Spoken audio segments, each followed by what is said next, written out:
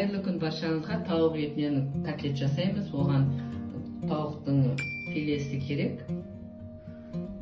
Капуста, болгар бұрышы, картоп, чеснок, пияз, сүтке батырылған нан, паприка, тұз, бұрыш.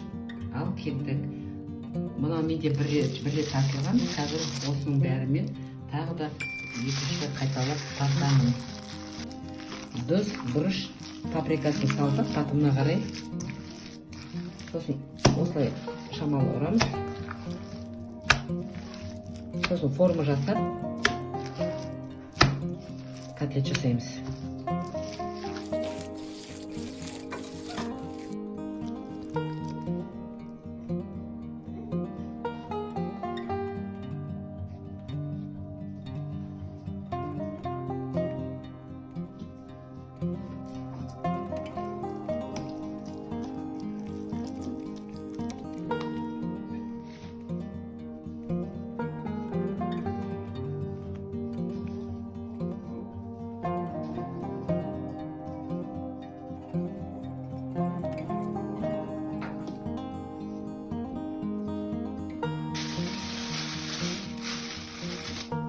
Майға қуырмаймыз, духовкаге осылай пакет для запекания дегенге саламыз.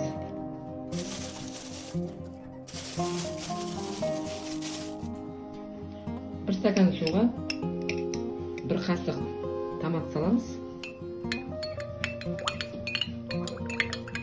Жақсылап араластырамыз да.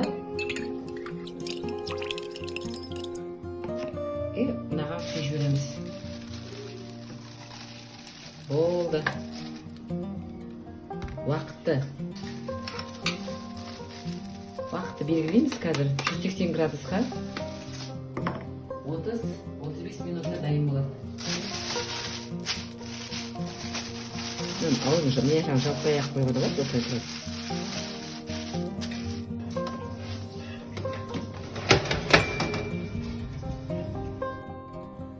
Котлетіміз 35 минутта дайын болды. Енді қауымды ашамыз.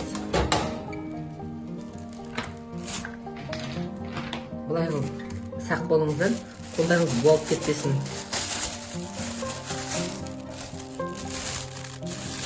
Енді осы тұрғанымен бір 10 минутқа пісіріп аламыз тағы да. Қызартып аламыз 10 минутта.